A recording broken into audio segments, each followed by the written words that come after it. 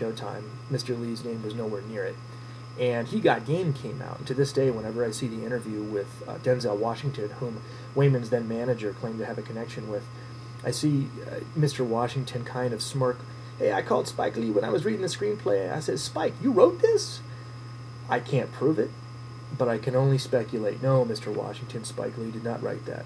25-year-old white guy named Corey Perella wrote that. But Spike Lee had more pull to finish his movie than I did, so insult to injury, I watched Lute Olson and He Got Game, and that really hurt me because I eventually want to do Mr. Olson's biography as a film. Now we enter the actual movie plot. Many people ask me why the doggone credits are 5 minutes long and the movie's only 25 minutes long, and the answer is they were all done in separate pieces because I did not know how long the master was going to be. I had a bunch of music video footage that I didn't have any room for. I mean, it was Wayman bopping around to his music. It was intended to be, used as either intro or credit music for the end of the movie. But we had a whole bunch of stuff we never got to film because, again, there were two separate, or at least multiple separate visions, multiple wills that clashed in regards to how this movie was going to turn out. And I had to put together the pieces exactly 7 years later. We started filming on October 30th, 1995. I got to see the dailies on October 30th, 2002. And I was nauseated by what I saw. I was sick to my stomach. I said, Lord, I don't have a plot. And he backed me up. At that time, I had become a Christian, and he backed me up, and he said, look at the plot you do have. And the whole plot for witness protection flooded my imagination. I went, wow, okay, we got something cool here. So I cleaned this up the best of my ability. You see me breaking away to words here. There's a reason why I had to do that. The original script did have a lot of what you might call biblical tones in it. That stuff was all edited out by both my former associate and some of the people that sort of supported him. They destroyed and trashed my original script. The script was pretty good, if you look back on it. Humanistic, meaning not biblical, but it wasn't gospel, it was very humanist, but it was pretty good. So I went back and I forcefully injected all the words on the screen when the actors were otherwise given lines that were at the last minute were edited out, all to do with the nearsightedness of the people I was working with. Now we're going to come up on a scene that is going to pretty much spell out how this movie was supposed to open. Romeo and Juliet was my model. I wanted to open with a gang fight, go into the plot, show the kid's life.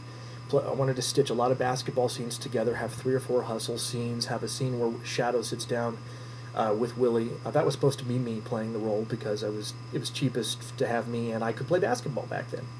I was pretty good at basketball back then. Instead, we get this other actor because my former associate decided he didn't want me in front of the camera.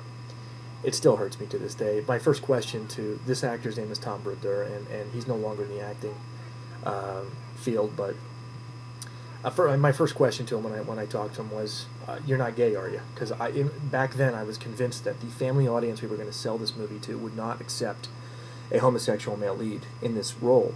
And it turns out 10 years later, when I finally got the movie done, what do you know? He was living as a gay guy. And because of that, he and some others tried to legally stop this movie from being released, and it wasn't until I went back to college and took a business law class that I found out how illegal it was for them to do that. That's why I was able to put the movie out.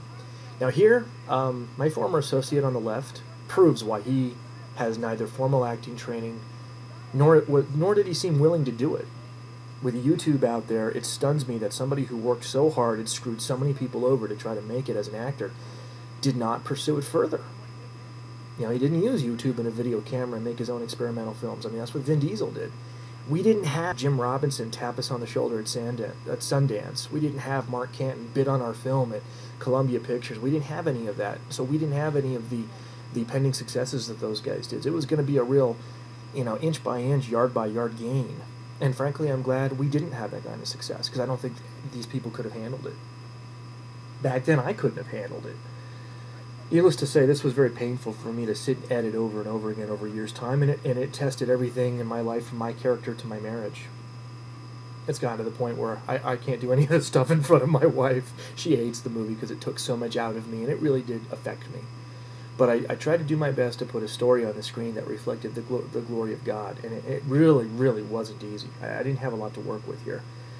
I mean, the constant criticism of the film, and duly so, is, it seems like you're shortcutting a lot of things. A lot of the storyline isn't shown. Well, we didn't have a lot of footage to show. This was Ray Milano.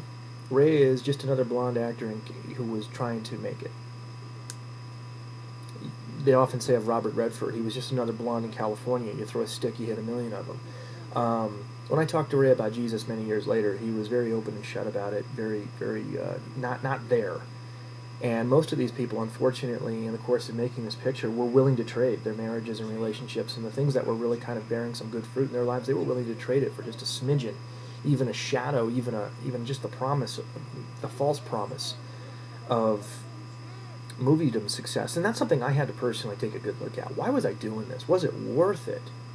What happened if my best effort failed? I mean, the fact is, after George Lucas, one of my heroes from growing up, got his college degree, he was still broke and without it, unable to make a movie until certain things happened. So I had to ask myself, was it worth it? And so as I do this commentary, no, it wasn't. But since I have it, I feel like I need to sort of put it to bed and put it out there. If you've got the option between making a movie and finishing college, finish college and then go make your movie. I've heard the expression, well, there's nothing sexy about a 40-year-old director. Let me tell you something. You don't need to be sexy to be a movie director. Every time I see somebody getting a Lifetime Achievement Award, they're like 65 years old. Just, nobody cares if you win an award or not. You might, but you got to get over that. And it has everything to do with your faith in whether you believe in Jesus Christ or not. Now here I use a lot of slow motion, I use a lot of words. The idea was to treat the basketball sequences just like the Starfield in Star Wars. As ridiculous as that may sound, it worked. And I remember talking to Wayman about the music. He was supposed to compose the musical score for this. Clearly you hear apologetics music. Many years after I shot this, I encountered one of their CDs in the discount rack of a Christian bookstore. I got a hold of the band. I befriended co-founder Carl Mesner, and they were very kind to let me use their music. I had all sorts of stuff I wanted to use. I wanted to tap Hillsong music. They weren't very nice to me. I wanted to use Third Day. They weren't very nice to me. Apologetics just filled the soundtrack, and it just fit. And between their music and the slow-mo that I wanted to recapture from those operatic Adidas or Nike ads or whatever the Air Jordan stuff was, it really works. Because here we have an actress I did not want cast in this thing and an actor who should have never been there. I had to teach him how to play basketball in less than 2 weeks, and he could barely dribble enough to keep up on the court. It was tough to edit the footage together because I didn't have very many clean shots to show that he was this prodigy of basketball. A lot was implied. All this stuff was added later. And again, I'm not the first guy to go through an experience like this. The history of Jaws is miserable. Star Wars was miserable.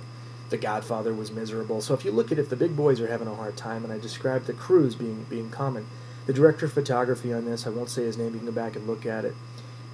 He is among the reasons why production vanished from Arizona. I encountered so many people who said, we're sick of being overcharged by this guy, and his work is inferior, so they stopped using them. Well, these are the people who shot my film, and they would often boast about, hey, I remember when so-and-so used to pick on little Stevie Spielberg. Well, that's kind of mean, considering little Stevie Spielberg finished college and busted his butt to become a quality filmmaker.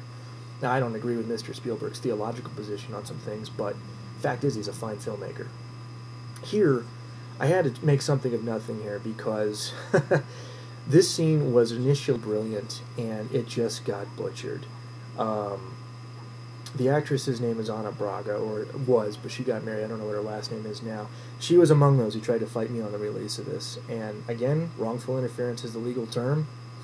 I didn't want her. There was another actress who was blonde because the way her character was supposed to play out. I specifically said, no, I don't want her to play it. She doesn't have the right look.